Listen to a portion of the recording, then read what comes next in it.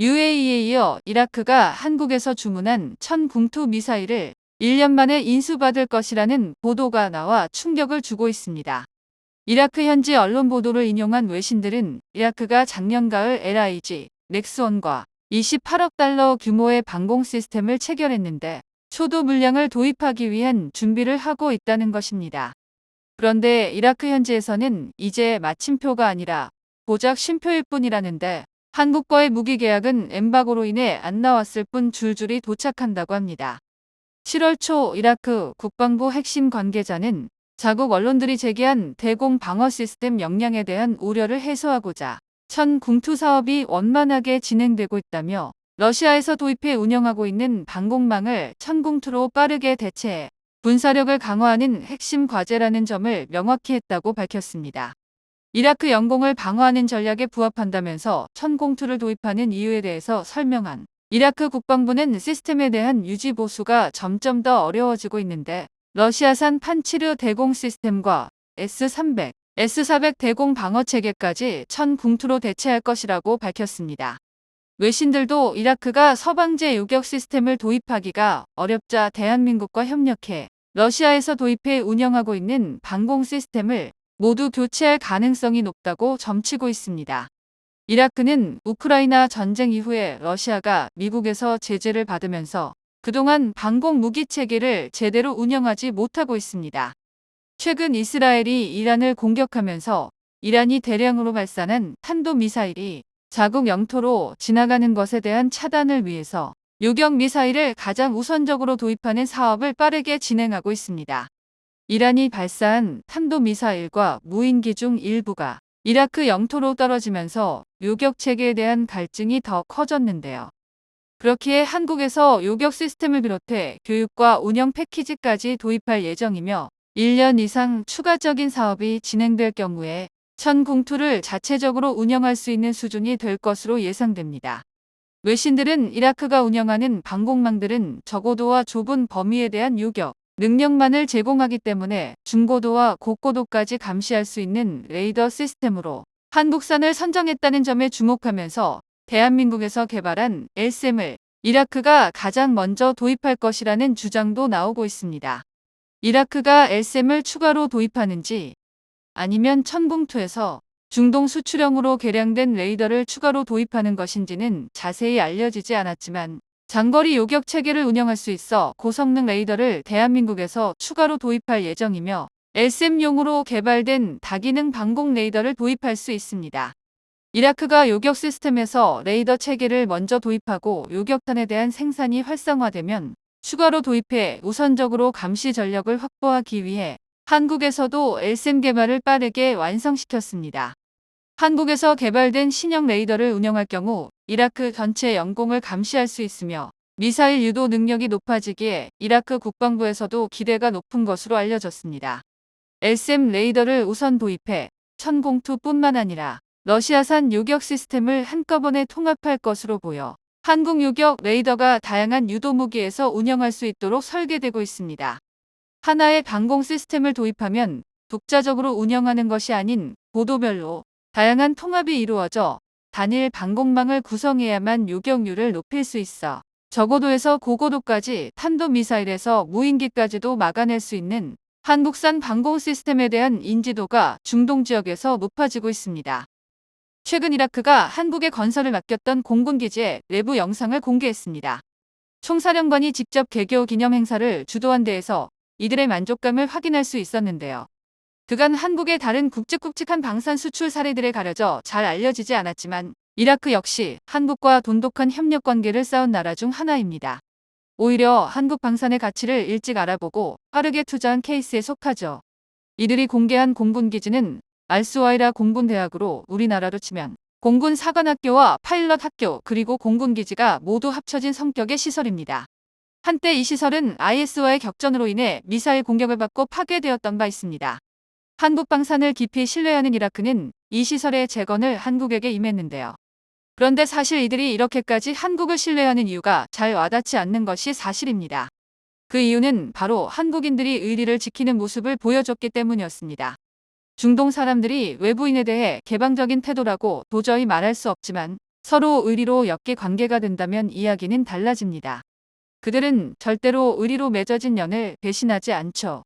그간 한국과 이라크 사이에 어떤 일이 있었던 것인지 자세히 알아보겠습니다. 이라크는 지난 2013년 인도네시아에 이어서 FA-50을 두 번째로 구매한 나라입니다. 당시에는 한국 방산이 동남아를 중심으로 조심스럽게 수출의 범위를 확장해 나가던 시기였는데 두 번째 타자가 뜬금없이 중동에서 나왔다 보니 매우 의회에서도 환영하는 분위기였습니다. 물론 조심스러워하는 반응도 없지는 않았습니다. 중동은 언제나 국제 정치적으로 민감한 지역이기 때문인데요. 또한 중동 사람들의 성격상 계약서에 도장을 찍기까지 신뢰 관계를 만들기도 어렵다는 인식도 있었습니다. 하지만 한국은 망설이지 않았습니다. 이는 다시 말하면 중동이 하나의 틈새 시장이라는 말과도 같았기 때문입니다. FA-50 수출을 먼저 요청한 것은 이라크였습니다. 체코제 엘리로그 훈련기와 한국의 T-50을 두고 마지막까지 고민하다가 결국에는 여러 조건에 더 부합하는 한국 쪽으로 마음이 기운 것입니다. 이라크 공군의 주력 전투기는 F-16IQ입니다. 하지만 문제가 있었습니다. F-16이라고 하면 성능이 증명된 베스트셀러지만 이라크에 수출된 물건은 마냥 그렇지만도 않았습니다. 가격이 싼 것도 아니었는데 중거리 공대공 미사일 통합조차 안 되어 있었던 데다가 레이더도 부시대적인 기계식 레이더였습니다. 사실상 미국산을 바가지를 씌워 팔았다고 해도 할 말이 없는 수준이었죠. 그래도 이라크는 전쟁을 딛고 일어난 지 얼마 안 된 시점에서 이런 전투기라도 사용해야만 했고 그걸 위한 훈련기가 필요했습니다. T-50은 그 목적에 완벽히 부합하는 훈련기입니다. T-50은 F-16 훈련에 그야말로 최적화된 것으로 유명합니다. T-50 조종에 익숙한 파일럿은 불과 몇 시간의 지도만 받으면 F-16도 제 몸처럼 다룰 수 있게 될 정도라고 할 정도입니다. 그런데 심지어 T-50 기반으로 만든 경공격기 FA-50은 몇 가지 성능만 보충하면 F-16 성능의 80% 수준까지 뽑아낼 수 있었습니다. F-16IQ의 저열한 성능에 진저리치던 이라크에게 이보다 나은 선택지가 없었을 것입니다. 제안을 보내온 이라크를 한국은 크게 환영해줬습니다. F-16 바가지 씌워 팔던 미국의 태도와 너무나도 비교되는 한국의 모습에 이라크는 큰 감명을 받았고 이에 원래는 훈련기를 사려는 계획을 바꿔서 경전투기 사양으로 구매하는 방향으로 선회했습니다. 이름은 그대로 훈련기 명칭인 T-50IQ로 해두고 실제 사양은 경전투기 수준으로 맞춰서 받기로 했던 것입니다. 이라크는 이를 실제로 유사시에는 경전투기로 전환해 사용할 생각으로 독립적인 비행 중대를 따로 창설하기까지 했습니다.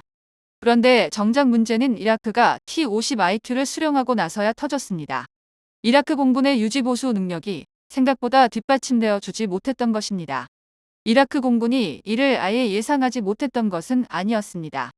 이미 주력 전투기인 F-16IQ부터가 유지보수 단계에서 온갖 문제에 시달리며 가동률이 바닥을 치고 있었기 때문입니다. 유가 폭락으로 인한 이라크의 재정 문제와 이라크군 자체적인 부패 문제에 당시 트럼프 전 대통령이 록히드 마틴 기술자들을 죄다 본국으로 불러들이기까지 하자 실제 운용 능력은 20% 미만으로까지 떨어지고 말았습니다. 실상 출격시킬 수 있는 기체가 10대도 안 됐다고 했는데요. 당시 이라크군 창군 100주년 기념식에서는 F-16IQ 23대가 축하 비행을 선보였는데 이 중 절반 이상은 다른 기체에서 부품을 빼와서 그냥 말 그대로 날 수만 있는 상태였다고 합니다.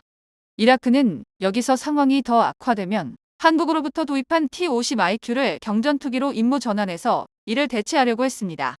그러나 문제는 이라크가 훈련기 용도로 사용한 것만으로도 T-50IQ 유지보수 수요를 감당하지 못했다는 것입니다. 더군다나 IS와 교전 상황에서 T-50IQ가 배치되어 있던 기지가 공격받아 파괴되기도 했습니다. 훈련기의 본래 용도로 파일럿 교육을 진행할 상황조차 되지 못했던 것입니다. 마지막 남은 희망이었던 T-50IQ마저 사막 한복판에 덩그러니 방치되어 먼지만 맡고 있게 됐습니다. 이렇게 얼마 못 가 한국에서 사온 전투기마저도 수리하지 않으면 날릴 수 없게 되자 이라크는 이러지도 저러지도 못하는 상황이 되었습니다. 이라크는 지푸라기라도 잡는 심정으로 판매국인 한국에게 도움을 요청했습니다. 후속 군수지원 계약을 믿었기 때문인데요. 한국이 이에 보여준 반응은 이라크에는 감동 그 자체가 되었습니다. 한국은 망설임 없이 기술자들을 예전 중인 이라크로 극비 파견했습니다. 그러고는 창고에 방치된 T-50IQ를 꺼내 완전 분해한 뒤 정비해줬고 파일럿들에게 교육까지 덤으로 해줬습니다. 한국의 의리에 감동받은 이라크는 아예 그 자리에서 곧바로 돈을 더 쥐어주고 IS 공격으로 파괴된 그 공군 기지를 재건해달라는 부탁까지 한국에 하게 됩니다. 그리고 그게 완공된 것이 최근의 일인 것입니다. 한국이 만든 기지의 모습은 그전과는 사뭇 달랐는데요. 의리가 아니라도 이라크가 한국의 일을 맡겼던 이유가 있습니다. 한국이 시뮬레이터를 비롯한 훈련생 교육시설을 잘 갖추고 있기 때문입니다. 한국은 그러한 니즈를 정확히 파악하고 T-50IQ는 물론이고 F-16에 적용할 수 있는 최첨단 시뮬레이터를 적용한 교육 시스템을 제공했습니다. 한국 공군에서 찾아볼 수 있는 시설들과 다를 바 없는 고급 장비들로 쫙 깔아졌죠. 그뿐만이 아닙니다. 한국은 이라크가 처한 사막화 환경을 적극 반영한 설계를 채택했습니다. 솔직히 기지가 쑥대밭이 된 이라크는 한국이 그냥 어디에나 있을 만한 기지를 지어줬어도 만족했을 것입니다. 하지만 한국은 그간 북한의 온갖 공격을 상정하면서 갈고 닦은 기술력을 10분 발휘해서 IS의 어지간한 미사일 공격은 다 버텨낼 수 있을 법한 기지를 만들어줬습니다. 지상에서 본 기지의 모습은 황량하기 짝이 없습니다. 사막 한복판에 그냥 낮은 건물 몇 개가 모여 있을 뿐이죠. 하지만 그 내부에는 최첨단 훈련 시스템이 있을 뿐만 아니라 주요 시설들은 지하화해서 미사일 공격으로 인한 피해를 최소화했습니다. 또한 배치된 항공기들의 경납고 역할을 하는 이글루의 경우 절대 무슨 일이 있어도 공격을 허용하지 않겠다는 굳은 의지가 느껴집니다. 어마어마하게 두꺼운 천장만 봐도 미사일만큼은 무조건 막아주겠다는 의도가 보이는데요.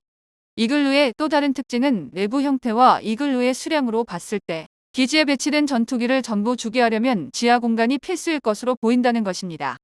즉, 이글루 역시 겉으로 드러난 부분은 일부에 불과하고 기지 건물들과 마찬가지로 주요 시설을 지하화했을 것으로 예상되고 있습니다. 새롭게 만들어진 알스와이라 기지는 겉으로 보면 황량해도 전과는 달리 IS의 미사일 공격으로부터 훨씬 안전해진 것으로 보이는데요. 한국이 보여준 행동의 당사자인 이라크뿐만이 아니라 주변의 다른 중동 국가들도 긍정적인 영향을 받고 있다는 소식입니다. 작년 중동의 카타르에서 돌연 방산 협력을 위해 한국을 찾아왔었는데요. 사실 카타르는 전차 도입을 검토할 때에도 K2를 놔두고 종교적인 이유로 굳이 튀르키예의 알타이를 검토할 정도로 한국 무기에는 거의 관심이 없는 나라였습니다.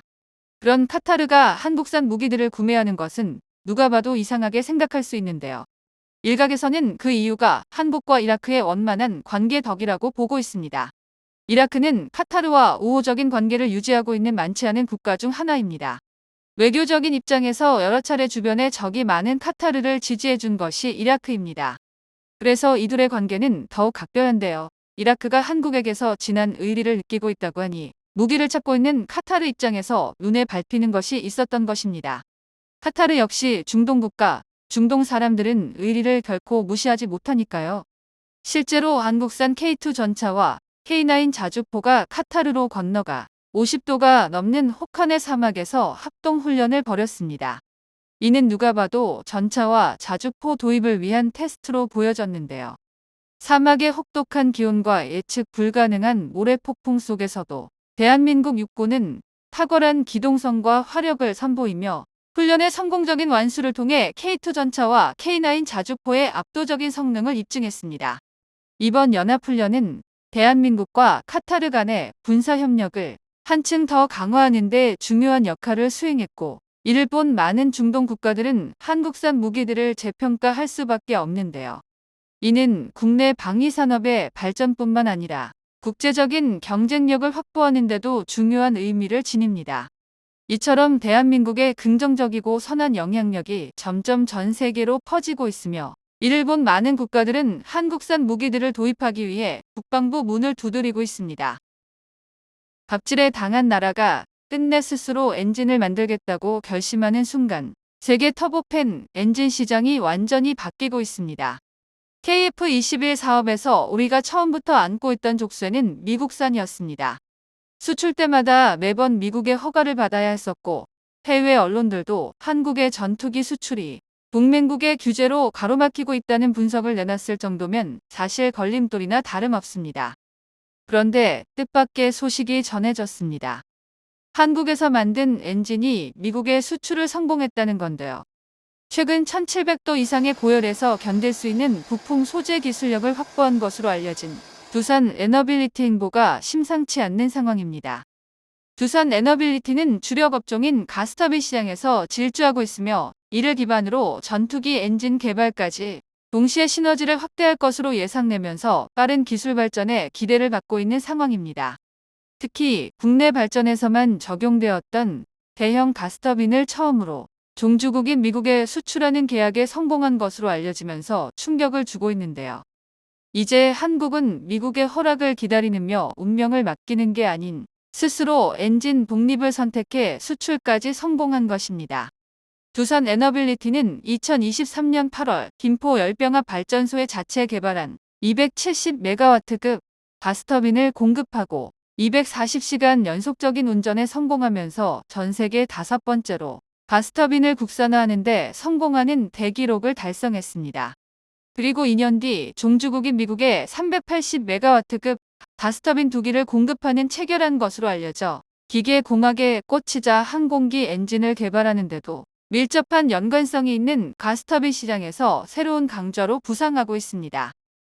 2023년 국내 발전소에 가스터빈이 공급되어 상업용으로 가능한지를 성능으로 확인했으며 이를 통해 2013년 가스터빈 개발을 시작한 지 11년 만에 세계 5대 가스터빈 제작국가 반열에 올라섰습니다. 국내 발전소에 한정되어 가스터빈이 공급되었기 때문에 글로벌 시장에서는 이름조차 생소했던 두산 에너빌리티였지만 까다롭기로 소문난 미국에 진출하면서 프랑스와 독일, 일본, 미국에 이어 5번째로 기록했습니다. 이 흐름 속에서 두산 에너빌리티가 방산 수출 부품 국산화 세미나에서 16,000파운드급 터보팬 개념 설계를 공개했습니다. 단순히 개념만이 아닌 개발 현장에서 축적한 데이터로 뒷받침된 청사진이었습니다. 발표의 핵심은 터보팬 입구 온도 목표 1650도 고온을 견디는 초내열 부품을 3D 적층 제조로 직접 만들겠다는 자신감과 냉각 과열 소프트웨어 내재화였습니다. 사실 지금까지 한국이 전투기 엔진 개발에서 가로막혔던 부분이 바로 재료와 제조 기술 그리고 정밀 해석 소프트웨어였습니다. 이번 공개는 상징이 아니라 본격적인 로드맵의 출발점이 된 겁니다. 거대한 가스터빈을 새로 제작해 성능이 검증될 때까지 5년 이상이 소요되는 것으로 알려졌습니다. 그런데 380메가와트급 신형 제품을 미국 시장이 바로 수출했다는 점에서 지금까지 이루지 못한 대기록인데 이러한 능력으로 두산이 보유한 고온에서 견딜 수 있는 소재 기술력이 상당히 높다는 것이 검증되고 있습니다. 보통 대형 가스터빈을 주문하면 2년에서 3년 내에 생산 기간이 필요한데 두산은 1년 만에 생산할 수 있는 능력을 보여주었습니다.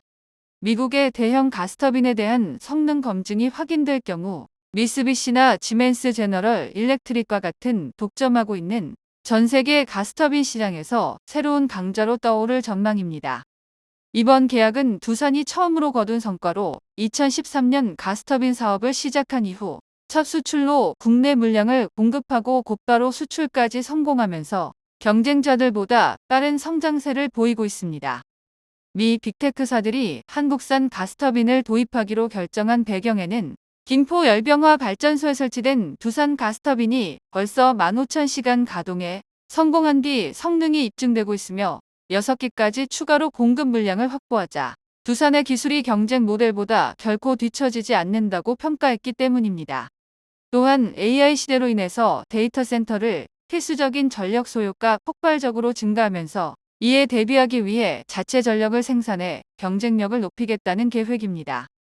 그러나 기존의 가스터빈 시장을 독점하고 있는 4개사는 이미 수년간의 일감이 밀려 있어 빠르게 공급받기가 어렵습니다. 지속적인 운영과 운용 유지 서비스에서도 두산이 현재 법인을 설립하고 있어 즉각적인 대응이 가능하다는 점에서 유리했던 것으로 파악되었습니다. 특히 제너럴 일렉트릭이 토종기업으로 버티고 있는 미국 시장에 처음으로 진출하는 것이기 때문에 두산은 납기를 빠르게 설정했으며 철저한 납기 준수와 품질로 미시장에서 지속해 사업을 유지할 것이라고 밝혔습니다. 전 세계에서 가장 큰 가스터빈 시장을 가지고 있는 미국은 AI와 빅테크 기업들이 몰려 있어 전력 소요가 매년 가파르게 증가하고 있기에 신생업체인 두산이 해외에 진수할 수 있는 유력한 조건이 만들어지고 있습니다. 성능만 검증된다면 경쟁 모델보다 가격이 저렴하고 빠른 공급이 가능해 부속 물량도 대량으로 확보할 수 있을 것입니다. 미국에서는 조선 산업이 최근 문제를 겪고 있듯이 가스터빈 시장에서도 막강한 영향력을 가지고 있지만 생산량을 늘리지 못하면서 어려움을 겪고 있기에 한국에 진출할 수 있는 절호의 기회가 되고 있습니다. 게다가 이를 기반으로 전투기에 들어갈 터보팬, 엔진 역시 가스터빈 내부의 다른 압축기와 터빈 블레이드가 똑같이 설치되며 항공용과의 차이점은 크기와 회전수를 활용해 전투기 엔진을 개발할 수 있는 것입니다. 과거부터 미국이나 영국 등 기존 엔진 패권국들은 기술 이전을 내주지 않고 오히려 압박과 회유를 반복했습니다. 동맹국임에도 수출 허가와 부품 통제를 전략적 지렛대로 활용해 온 것입니다. 사실 국제사회에서 이런 행동은 지극히 상식선이긴 합니다. 하지만 영국의 노골적인 미국의 규제 때문에 KF-21 수출이 높아졌다는 분석이 나오는 것도 이 때문입니다. 결국 한국은 면허 생산국이라는 중간지대에 더 이상 머물 필요가 없게 됐습니다. 국산 엔진 개발은 비용 문제가 아니라 국가 주권을 지키는 비용 절감의 문제라는 뜻입니다. 두산이 내놓은 1650도급 목표는 그래서 의미가 큽니다. 물론 이미 1980도급을 구현한 F135 같은 선두권 엔진과는 간격이 있지만 전투기 엔진은 단번에 최고점을 찍는 게 아니라 냉각 및 코팅과 더불어 단결정 블레이드 같은 핵심 기술들을 안정적으로 묶어내고 실전 신뢰도를 쌓아야 합니다.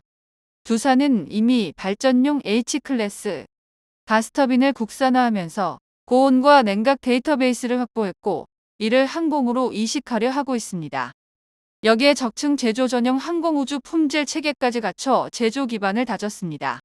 특히 적층 제조는 기존 가공으로는 불가능한 냉각 통로를 자유롭게 설계할 수 있고 부품의 내구성과 정비성을 동시에 높일 수 있습니다. 즉, 한 번 쓰고 버리는 부품이 아니라 반복 운용에 강한 부품을 만들 수 있다는 겁니다.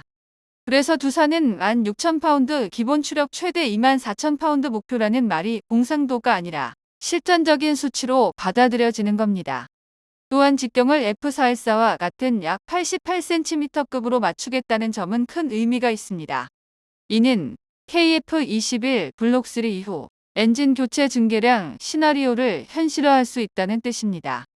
엔진이 바뀌면 사실상 새로운 기체라는 말이 나올 만큼 어려운 작업이지만 외형 제약을 갖도록 설계한다면 조기 리프팅이 가능합니다. 이미 KF-21초도 양산분해서 2028년까지 약 80개의 F414를 국내에서 조달하고 그 과정에서 조립을 통한 양산 라인을 돌리게 됩니다. 이 생산 리듬이 나중에 국산 엔진으로 자연스럽게 이어질 수 있는 기반이 된다는 뜻입니다. 지금 이 전환을 가속시키는 건 오히려 외부 변수들입니다. 수출 협상에서 반복되는 규제와 허가는 우리를 더디게 하는 대신 국산화의 명분을 더욱 강화했습니다. 두산이 제시한 1650도급 적층 제조 국산 소프트웨어는 블록3 단계에서 24,000파운드급을 겨냥하는 로드맵은 더 이상 엔진에서 밀리지 않겠다는 선언입니다. 외신들도 이미 한국의 엔진 자립의 다음 단계로 이동 중이라 분석하고 있고 동맹과 경쟁국이 동시에 우리를 설득하고 견제하는 지금이야말로 골든타임을 잡을 시기입니다. CNN과 제임스 디펜스 또한 최근 보도에서 한국의 가스터빈 국산화 성과를 항공 엔진 자립의 전초라고 해석하며 아시아에서 독자 엔진 설계를 추진하는 국가는 일본과 중국 정도뿐인데 한국이 본격적으로 이 경쟁에 뛰어든 점을 높게 평가했습니다. 더 주목할 점은 기술 제작 방식의 변화입니다. 기존 항공 엔진 제작은 고온 합금 주조와 후가공 중심이었지만 두산은 세계 최초로 발전용 대형급 부품을 3D 적층 제조 방식으로 상용화했습니다. 이 경험은 항공 엔진에도 그대로 확장 가능합니다. 적층 제조는 단순히 부품을 찍어내는 것이 아니라 기존 주조로는 불가능했던 복잡한 내부 냉각 채널을 구현할 수 있습니다. 실제로 두산은 발전용 VT1 엔진 블레이드에서 냉각 유량을 15% 절감하면서도 출력 효율을 높이는 성과를 입증했습니다. 항공 엔진에서도 이 방식이 적용된다면 더 높은 연소 온도를 견디면서도 연료 효율과 출력 밀도를 동시에 높일 수 있다는 강점으로 이어집니다. 또한 국내 연구기관과 협력해 개발한 전용 해석 소프트웨어 역시 중요한 전환점입니다. 기존 외산 소프트웨어는 제한된 냉각 상반식만 지원해 베인과 블레이드 플랫폼이나 디스크 베인 캐리어 같은 특수 구조를 해석하지 못했습니다. 하지만 두산은 발전용 실험 데이터를 토대로 자체 데이터베이스를 구축해 이 한계를 넘어섰습니다. 엔진 설계에서 소프트웨어는 머리면서 눈과 같습니다. 재료와 제조가 아무리 뛰어나도 해석 단계에서 오차가 크면 엔진은 시험에서 바로 파손됩니다. 그렇기 때문에 이번 국산 소프트웨어 확보는 단순한 보조 기술이 아니라 한국이 독자 엔진 개발의 문턱을 실질적으로 낮춘 핵심 성과입니다. 두산의 행보는 한국이 단순히 방산 완제품을 수출하는 수준을 넘어 글로벌 공급망의 중심으로 성장할 가능성을 보여주고 있습니다. 실제로 두산은 독일, 일본, 미국과 R&D 협력 네트워크를 구축했으며 미국 업체의 수출도 성공했다는 사실을 공개했습니다. 이는 한국이 우리 것만 쓰겠다는 내수용 자립을 넘어서 세계 항공 엔진 시장에 본격적으로 진입할 기회를 잡았다는 뜻입니다.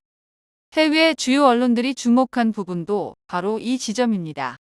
한국의 적층 제조 역량은 이미 발전용 분야에서 세계 최초 타이틀을 확보했고 이 기술이 항공 분야로 확장되면 글로벌 엔진 생태의 판도가 흔들릴 수 있다는 분석이 나오는 이유입니다.